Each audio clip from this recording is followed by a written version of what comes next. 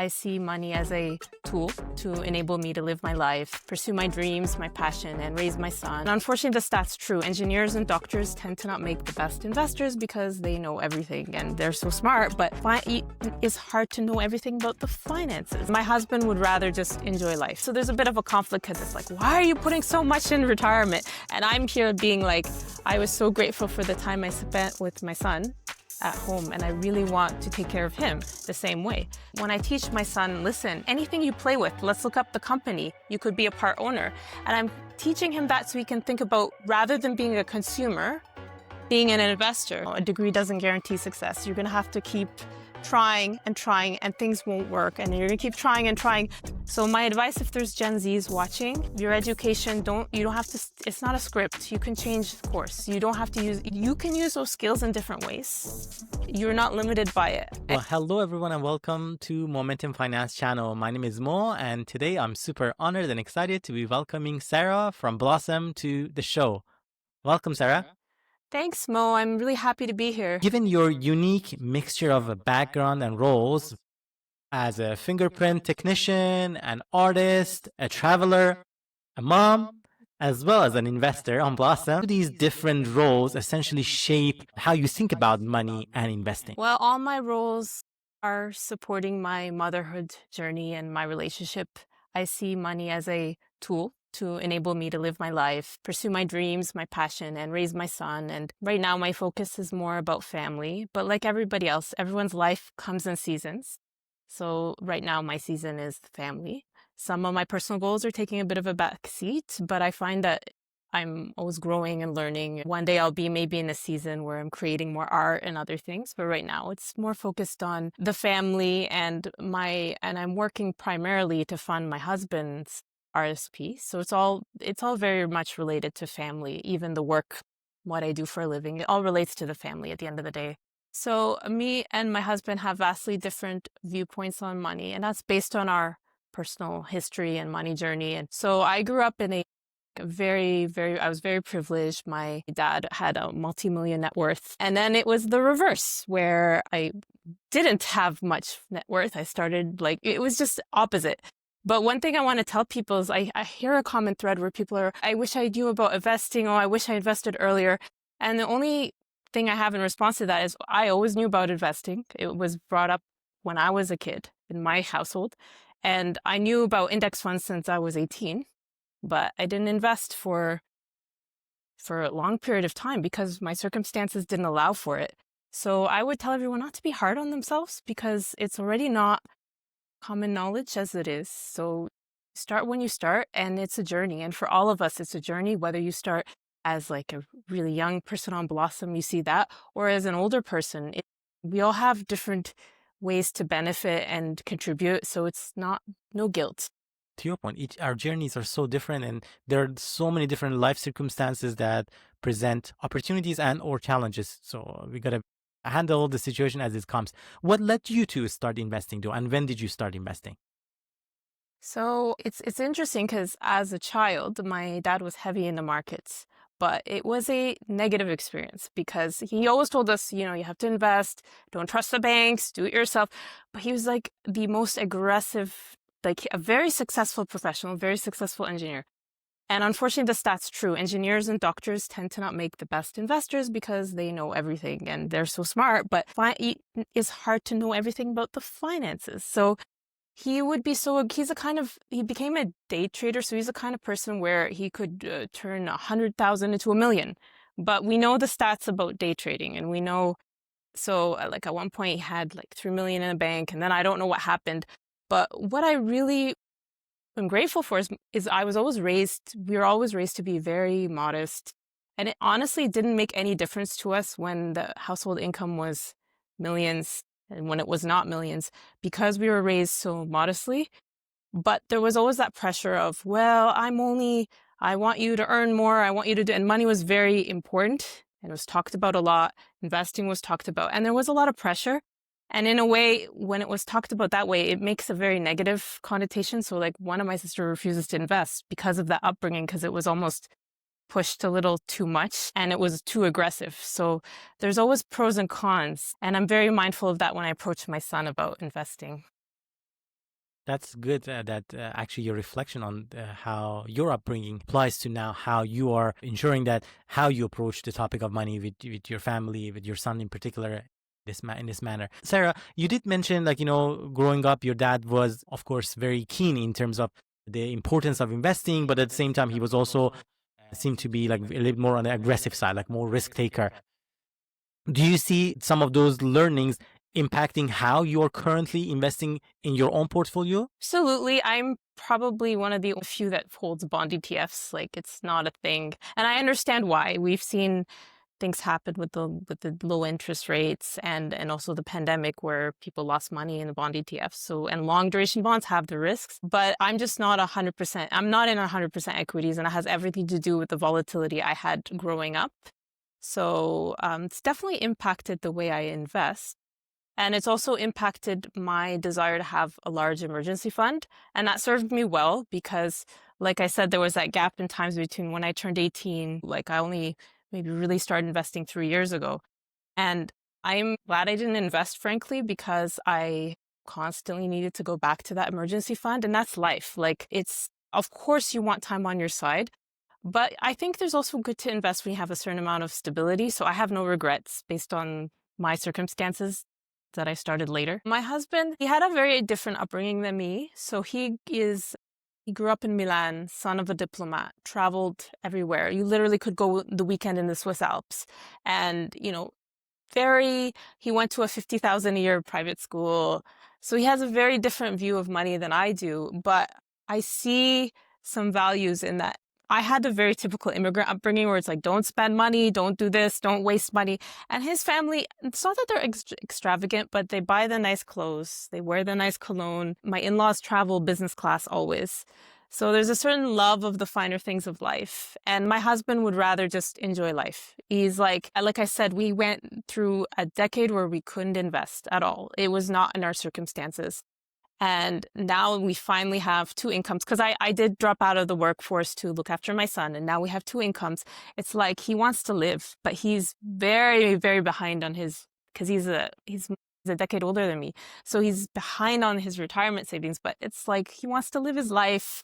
He wants to enjoy life. And then, so there's a bit of a conflict because it's like, why are you putting so much in retirement? And I'm here being like, I was so grateful for the time I spent with my son at home, and I really want to take care of him the same way. So to me, it's like I'm managing his pension, but it's like there's a bit of that twist and pull of, I'm the one that's maybe over engineering the scenarios, but I also graduated from engineering and science at school, and then I couldn't find a job because a typical millennial story. So I don't work with my degree, but I have a collection of degrees I don't use. But I understand that perspective, like you over-engineer the column because if you want to be safe, the foundation, even a bridge, they design it, if it gets hit by something, it will survive. They think of all these scenarios and model it, and that's the way my brain works. And sometimes it could be to the detriment. So when I'm modeling, we're renting, and I'm modeling, well, what if we get bought out by a REIT and the rent goes up this percent? Technically, we're in a rent control building. There's all these scenarios I'm like 10 steps ahead worrying about. Will it happen? Odds are no. The people in my building have lived there 30 years and none of them are concerned about these things, but that's just the way my brain works. I think some of your family, essentially your in-laws in Bangladesh, they use real estate as a tool to build wealth. So that's fantastic that they were able to do that. And from the sound of it, it may not have been as easy to do from your perspective, possibly in Canada. Well, what's amazing is in Bangladesh, where my in-laws are from, they own properties. So they had kind of the family villa that you can then knock down and build whatever you want. The zoning is different. So there you can build a building that is an apartment building, but proportional to the width of your land property. So depending on the amount of land, you can build so many stories.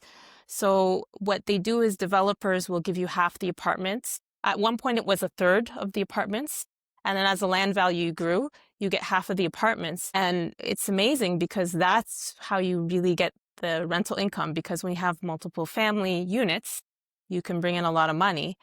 Here, it's not the same. Like if you had a family home, you can't just build an apartment building. There's a lot more rules and zoning. And again, it's not all bad and good, but what I find interesting is me and my sisters, we all live downtown. We love being able to walk. We love walkable neighborhoods. And my sister bought a detached home downtown. And not even 6 months after she bought the house, she was already protesting the apartment building being built. Because the mentality is just like, I'm a homeowner now, I don't want this density. And I'm like, why are you downtown then? And I just find it frustrating, the zoning here and the attitudes here, that you can't, and it would be better for landowners, frankly, if you own your home, you would be better to allow for the duplexes, to allow I'm not like, things that make sense. It would make your land more valuable, but we have this resistance and the attitude. So I'm not, let's just say I'm not as bullish about real estate here, because you can't really do what you want with your land. For your son, given the different perspectives that you have versus your husband, how do you try to balance that? Because he might be getting different messaging, right? I'm always open to him, and I always ask him, like, what do you think? And I always talk to him about the prices of things. And he's still young, like he's 7 now, so he doesn't always get it. Money is still a bit of an abstract, but he knows, like, if I want this cookie, okay, I can pay for it. I have this much saved in the piggy bank. He knows a little bit. The main things I try to tell him is I want him to know about marketing. So whenever we're watching anything, like he loves to watch the classical old Bugs Bunny shows, I tell him, listen, Bugs Bunny in the old days would literally be like, kids, have the cereal. I love having the cereal every day. And we laugh, and I explain to him, nowadays, you wouldn't have a show with the main character in the show advertising. But I pointed out to him because I want him to know about marketing, because TikTok, YouTube, Instagram, it is all a marketing machine. And part of being financially literate is knowing we're being bombarded with ads. And I want him to be equipped with that so that he knows. And then he knows, like, why do you want something? Is it because of the ad, or is it because you want something? And just making him aware of that subtleties. And now we laugh about it. We see commercials and we laugh about it. And because as a kid, if the marketing worked on me, I saw this, I wanted that toy because I saw it and it was blown up 50 times. And when I got it, it wasn't as good as it looked on TV. And mind you, it's a different world like that. My son doesn't watch, we don't have cable, there's no commercials, but I want him just to be aware of this marketing machine because it's so impervious. And beyond that, I want him to be interested in investing because we are renters. We made the decision to rent. And we could afford a home. So that's why it's really controversial. But we rent because I worked out the numbers, and for us in our unique situation, and the fact we want to live downtown in a very walkable neighborhood, the money doesn't work. Like when I do the calculations, it is cheaper to rent. And everybody's like, you're crazy. Landlords make profit. What are you doing? I said, it's. I can show you the spreadsheets. And I know because my uncle bought an condo downtown, and I know he's not making any money off it. Eventually he will. Eventually the asset will appreciate. But right now the prices are so high that the rent it's not, there's a mismatch. And because we're renting, I need my son to know that you can still own assets. And that's how, in my aunt's case, we have to beat inflation. I really do believe that investing is more accessible. Buying a home requires a down payment. Investing lowers the barriers. So when I teach my son, listen, any company, anything you play with, let's look up the company. You could be a part owner. And I'm teaching him that so he can think about, rather than being a consumer, being an investor, so that he can profit off. So when we see the Amazon packages, I say, hey, your dad owns Amazon stock. And it's hypocritical because I don't like the big tech companies. I don't own Amazon. I don't use Amazon. My family, we do not use Amazon because to me, it's encouraging that instant buying, and I don't believe the prices are cheaper, so we don't use Amazon. But hey, kid, look at all these packages. This is a business, and you can own part of the business. And I want him to know that. I want him to know that you don't just buy things, you can own things. And that's been really interesting because then he asked me, Mama, I love Lego. Can we own Lego stock? We look it up. No, sorry, it's not a publicly traded company. And he's really disappointed. But it gives him a different way of thinking. I'm not pushing it, but I'm just planting the seed so that he knows the idea that you can own things. You don't just have to consume. And it can give you ideas when you see people around you. When you see things, it gives you ideas on what you can invest in. Yeah, it's fascinating. It's just the mindset that comes with it. I mean, even if he's very young, but starting to think about it, even that lens of marketing around, okay, like how different companies are trying to approach this, encourage the people to try to buy their products or go for their services. It's super fascinating. What was his experience after that Toronto Stock Exchange visit? Did he have any unique questions that came out of that? He had a lot of fun and he enjoyed talking to everybody and people being very nice because he'll talk a lot and everyone was like, yeah, yeah, and encouraging. And he had so much fun and he loves the attention. He just wanted to know more about what is the exchange? Why were people gathered? What does it mean? And I was to explain to him the stock market is still an abstract concept to him because sometimes he'll ask to look at different tickers and he loves a railroad. So I invested a certain amount in a railroad so he can watch the railroads. And then he's mad because it's going down. It's always going down. He's mad. All the stocks he likes are going down. And then so what I did is I invested in the Waste Connections and he's like, ew, garbage, yuck, and then he's like happy to see it go down, but then there's a bit of a rivalry. But I want him to be comfortable with the volatility, that when you invest in something, price does this and you have to be okay, and then you zoom out, but you don't freak out. You just zoom out. And it's fun because there's literally, I have Brookfield's Renewable. He likes that because the ticker is BEP and he thinks that's hilarious. So but I try to make it fun for him. I'm not being preachy. I'm not going to tell him. I'm just saying, hey, look. And he's curious and kids are so curious and they come up with connections you never know about and they are paying attention about money. We tend to baby them a little and shelter them, but they know and they're making assessments. And my son already can tell who has more money, who has less money. His connections between bonds and funding war came out of a history documentary. And it blew my mind because I was like, wow, because he saw a history documentary. They were talking about war bonds. So he's like, oh, so mama, you're investing in bonds. Does that mean you support wars? And I'm like, oh my God, kid. But what is cool is that kids are smart. And any child, they're watching the world and they are making their opinions already about finances. Do you see art as a form of investment or expression of creativity or both? Interesting, because my husband was like, well, you like investing. Why don't you do the masterworks? And I was like, no. When you look it up, it's very high fees. And like, no, I was like, absolutely not. My love of art, it's part of who I am.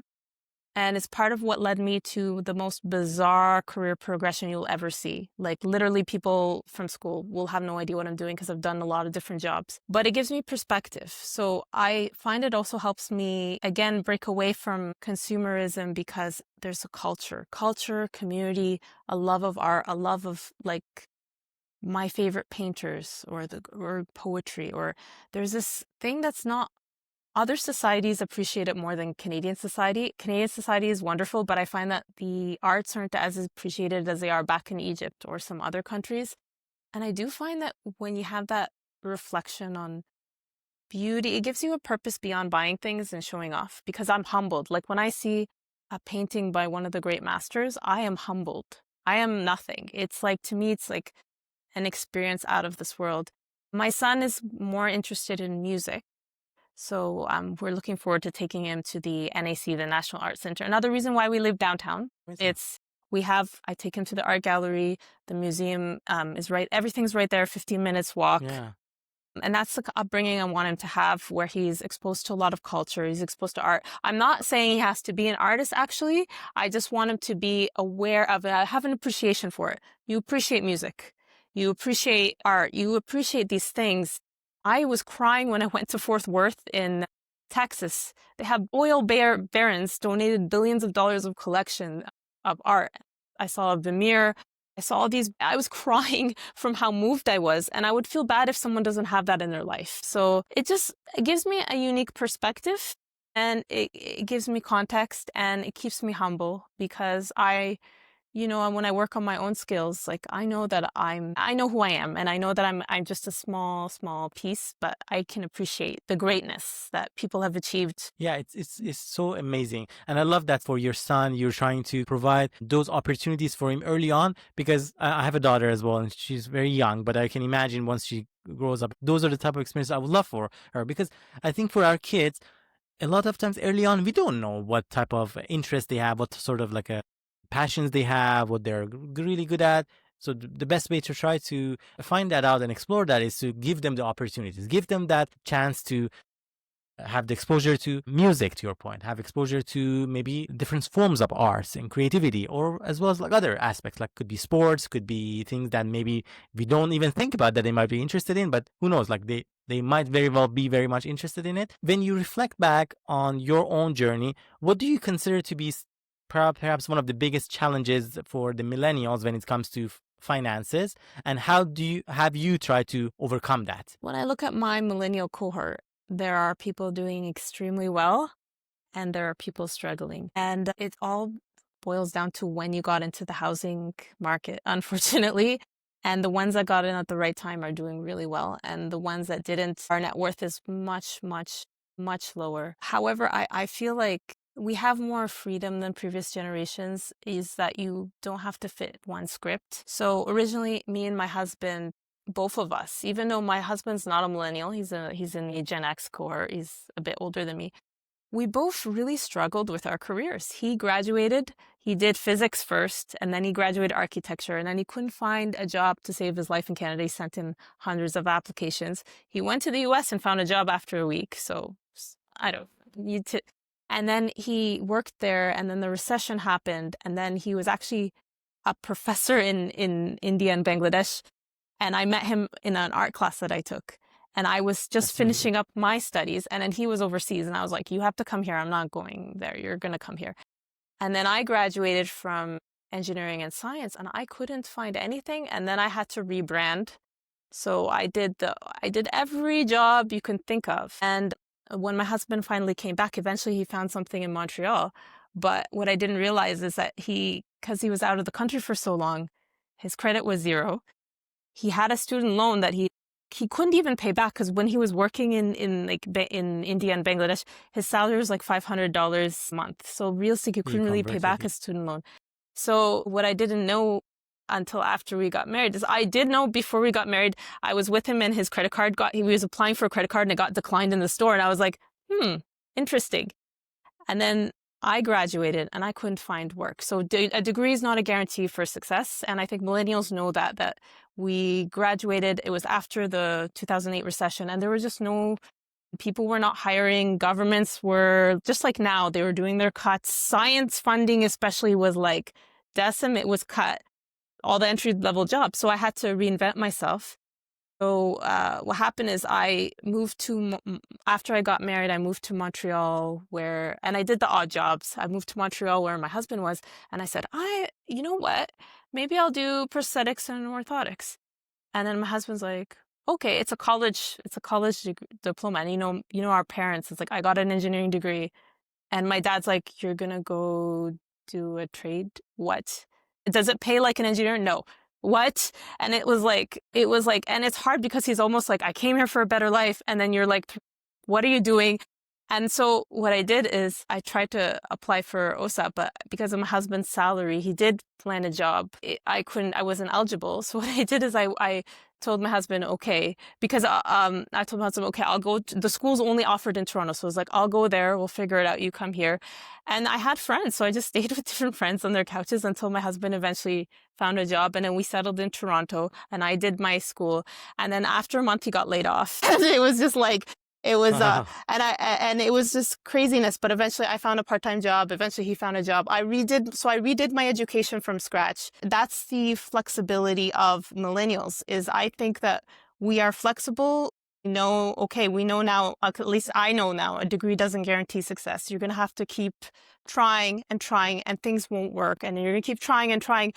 But what came out of that was a flexibility and adaptability. And I had a wonderful career as a technician, but then the wage was not enough to support living in Toronto, nowhere near enough.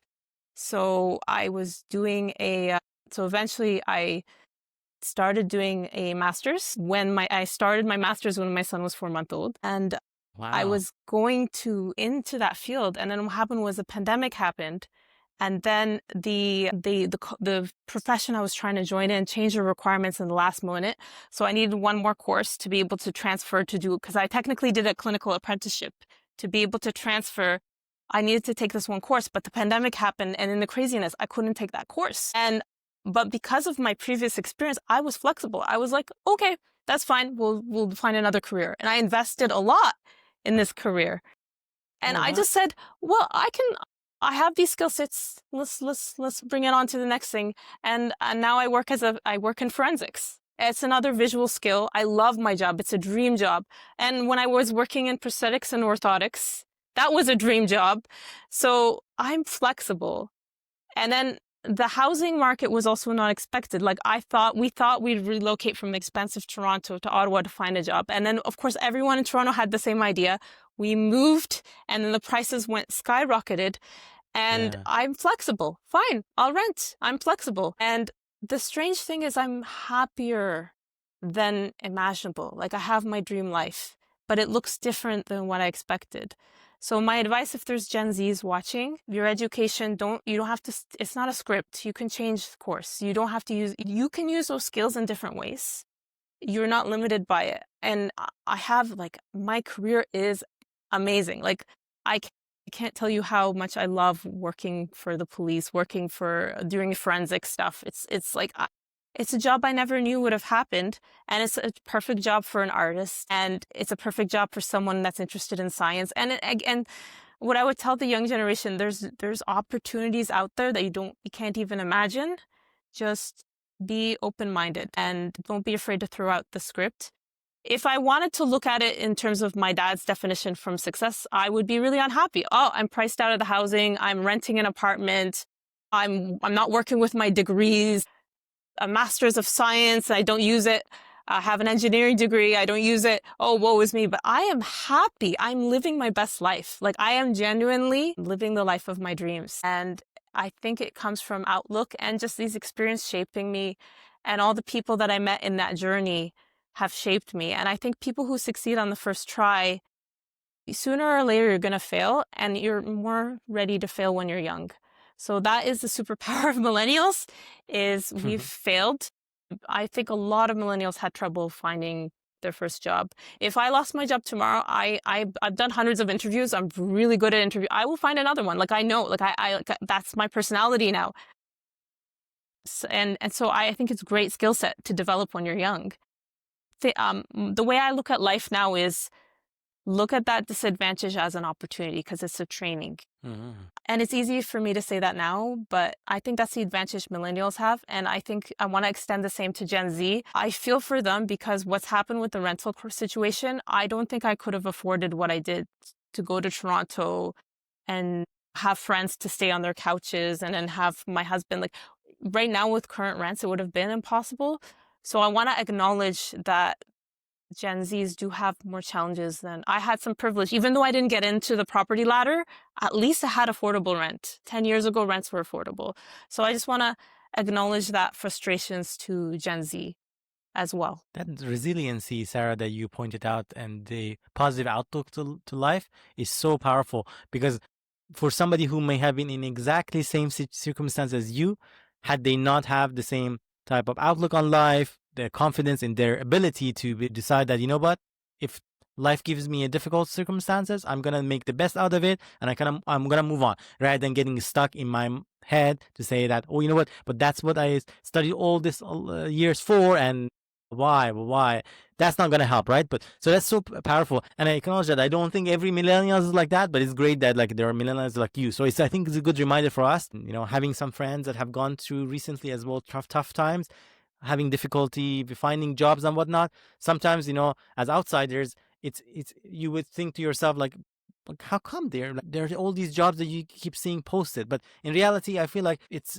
multifaceted, obviously. But one aspect of it, for sure, I believe, is the outlook on life is so important, because if you just have positivity, you're gonna attract those opportunities. I'm not saying it's gonna happen overnight, but you gotta. It's a combination of luck, timing, and all of that. But definitely, it helps a lot expedite that process. What are some of those next steps, big milestones in terms of finances, in terms of investing, in terms of life that you would like to accomplish next? What's great is when different goals can meet together. So for my husband, travel is super important. Like I was asking him, these trips are really expensive. Could we do a big trip every 2 years? And he was like, absolutely not. Like his life would lose all meaning. He needs a trip every year. And then he spends a year planning it and looking forward to it. And he's now planning paragliding at the pyramids, going on top. And he, in Wow. another life, like he's almost like a travel planner. Like he's finding the most obscure experiences. And I see how his job is extremely, extremely stressful. So he's working in big transit projects like the Eglinton LRT, which is a disaster. It's, behind schedule, but these are $1 billion projects. It's Yeah. stressful, lots of stakeholders. There's a lot of yelling going on. And so I see that, I understand that this is the outlet that he needs. So what I did is I'm like, you know what? Here's how we'll do it. I'm going to throw in a lot of money in the RSPs. I'm going to throw in, we're maxing out our first home savings account. No intention to buy a home, but it's a great tool.